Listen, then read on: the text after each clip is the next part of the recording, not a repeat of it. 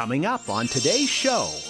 Some of the best ideas are when people want to meet me, I change the way I meet people. So I would never have lunch meetings, or I'd say, well, let's eat lunch and then let's have our meeting start at 1 o'clock.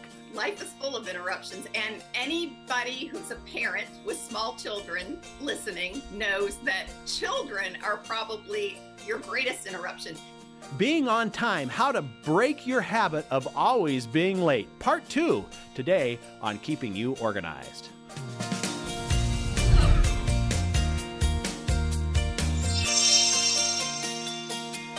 Well, welcome back to part 2 of our two-part podcast on how to be on time and breaking that habit of always being late. And we had so much information in our last session that we wanted to bring back Geraldine Thomas, Metropolitan Organizing. Geraldine, we're just scratching the surface so far, but I know we have a lot more to talk about this subject. But for those maybe who didn't hear or listen to the first episode, let's just kind of recap really quickly what we talked about last time on, how to be on time. Okay. So we talked about being more intentional. We talked about how to become more motivated. So that sluggish after lunch period or whatever, shower, brush your teeth, make sure your room smells great, lower the temperature, whatever it takes.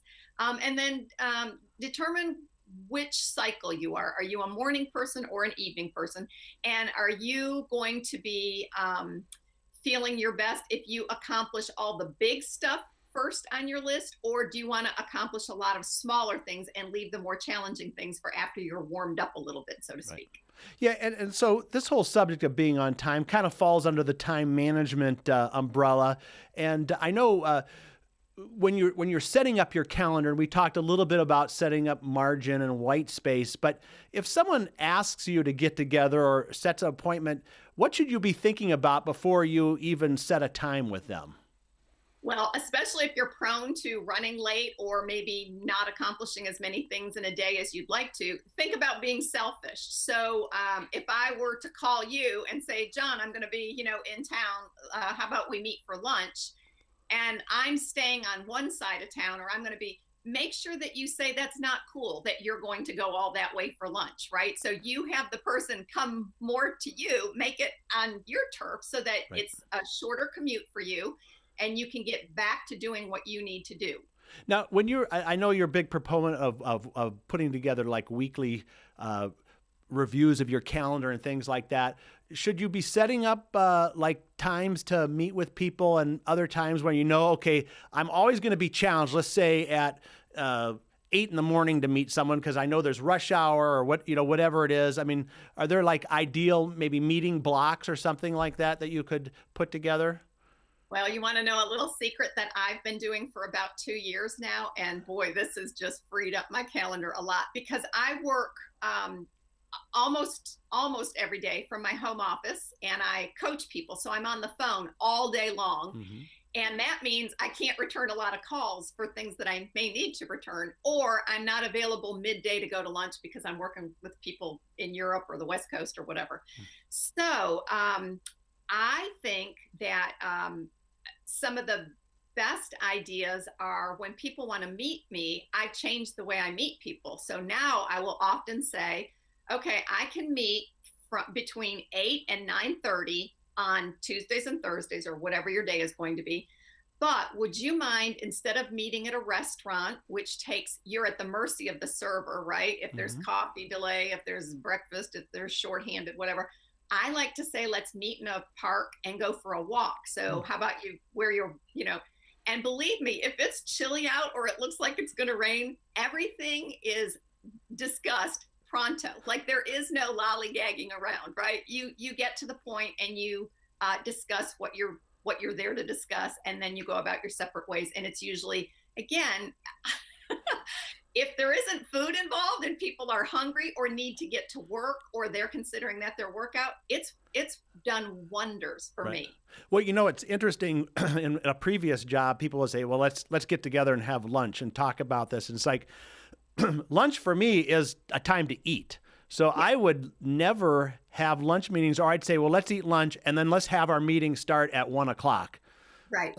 Just to be realistic, because I don't want to have to be, like selling something over lunch or, here are the benefits of our product or service. And, you're taking a bite or whatever. It's like lunch is lunch, meeting Right. is meeting. If you want to have a lunch meeting, let's break it up into two. But that drove a lot of people crazy too, because some people just want to, do business during lunch. And it's like, that's not the Right. way I operate. But, that's And also another thing that I've learned is when there's group meetings, because those are always necessary, don't agree ever to a meeting, whether it's online or in person, unless an agenda is sent in advance. I found even with NAPO, National Association of Professional Organizers, if you don't know who's going to be speaking and what they want to hear about, people will ramble and it takes long. And then you get to the end of the hour, which you've allotted on your calendar, and the topics that need to be discussed haven't even been brought up yet. So that is like, I'm a real stickler. If you want to meet with me, send me an agenda. What are we talking about? Yeah, and I can even one up you on this one. I just recently did a meeting. We had about 12 people, and here are the questions we're going to discuss, and here's how much time each of you have. And as the moderator of the meeting, at 10:15, okay, you're done, and the next person's done. And sometimes those can be a little obnoxious, but when you have a bigger group, you almost have to do that. Otherwise, you're not going to get done. You have to do that. And there are, for people who are listening in and want advice for that, there are a few more tips. And that is, stop saying, it's kind of like the email where you respond all. We all hope you know not to do that anymore. Yeah. But one of the other things is to say, I agree with what John said, and let me piggyback off that. No, just stop. That's like wasting time, right? You don't need to agree, and we're not here to pat each other on the back. We're here to accomplish something. So that's another tip. At the beginning of the meeting or in advance, set up like what I call my housekeeping rules. Yeah. Turn off your phone. Don't pat each other on the back. Stop agreeing with people. Just boom, let's get to it. Well, here's another big one, and it's interruptions, but I'm going to interrupt this interview because we got to take a quick break. So when we come back, let's talk about interruptions and how they affect being on time. So we're talking with Geraldine Thomas, how to break that habit of always being late, and we'll be right back. Now there's a place just for you. Life can be busy, and you still have to keep it all together. That's why you like to be organized and in control. Introducing MyOrganized.life, a special place where you can get ideas and solutions to organize what's important to you, your important papers, your important decisions, your important life events. We show you the ideas and products to stay organized in your life. See what's new. Stop by and say hello. Visit us at any time at www.myorganized.life. It's just for you. MyOrganized.life by Smead. Find us at www.myorganized.life. MyOrganized.life. We're back now on Keeping You Organized, talking about how to be on time, how to break the habit of habitually being late. And Geraldine, before the break, I teased this idea of interruptions because sometimes this is what will happen to me. I am on time. I've got the margin built up. I know that I have to leave my house at, let's say, 8:25, giving myself an extra 10 minutes, and then I have a 20-minute commute, whatever. But then something happens. Phone rings, and there's someone knocks at the door, and it's the UPS guy who, can you sign for this package? And then all of a sudden, I'm 3 minutes or 4 minutes late, and then boom, when I get to my location or whatever, I'm late. I know we're saying no excuses. I'm just trying to put into perspective what can happen with interruptions.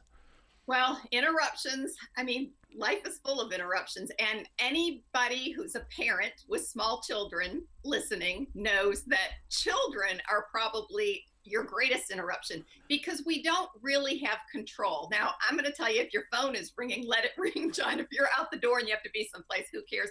You have control of that. Right. But a 2-year-old pulling off his clothes, having a meltdown in the middle of Target, you're going to be late, right? Because you have to stop and deal with this. Or an aging parent that needs you and needs your attention. Sometimes these things just happen. We don't have control over those things.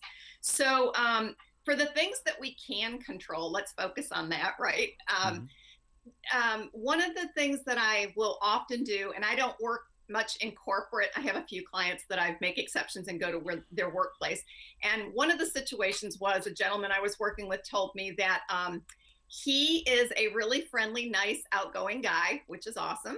But his coworkers take advantage of him. And when I asked how, he said, "Oh, everybody stops by my office. They all tell me what they did this weekend." He said, "I'll be in the middle of a task." And he said, before you know it, 4 hours has gone by because I've had, 6 people in and out of here. So we did a little evaluation of his office. And here's just a few things that maybe this will help some listeners. If you have a candy dish in your office, get rid of it. That's a magnet for anybody with a sweet tooth, right? Or if you're located near the coffee station, that's a problem, or wherever, the water cooler. Turn your desk if you can.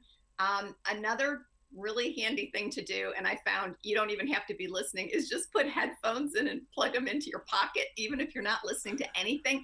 It is sort of a way to tell people to back off. I'm not going to unplug these things every time I want to talk with you. Yes. If you have chairs near your desk, remove the chairs, because it is an invitation for people to sit down. Mm-hmm. And then often establish what in the old days, I think it was in the 80s, people used to call it the power hour, something like that. Put a sign on your door. I actually had one made, bought it on Etsy. This gal makes chalkboard signs, and mine, because I work from home, I hang it on the outside front door and side door, and it says, "Please do not disturb. I'm on a conference call." Sometimes I'm on a call, sometimes I'm not, but you get the message. Don't ring the bell. Don't do this. Don't think I'm going to come to the door for whatever reason. And I think that is perfectly acceptable. Do not disturb between 12 and 3 or 3 and 6 or whatever your hours are. But let people know in advance. You can't just drop in. And the same with, I worked with a person who worked from a home office. Her in-laws lived very close by. And they thought it was okay to just call her. And they would say, "Well, you own your own business. You're your own boss. You can talk when you want." They didn't understand that she really took her job seriously and was earning, a living here. Right.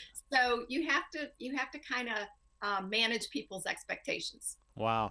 Well, listen, let's just try to, we've covered so much in these 2 episodes here. I want to not overwhelm somebody and to say, let's just say I'm coming to you and saying, this is my issue. I'm always getting places late. What would be the 1 or 2, and we may have talked about them already, the 1 or 2 quick things, the quick wins that someone can do kind of as a recap to just being better on time? The first one, at least in the population that I'm working with, I would say make some sort of commitment for 7 days, 21 days, 30 days, that when you have someplace to go, you will not check your email, because email is one thing that people, it's kind of like a black hole. You go down and you just never come up for air.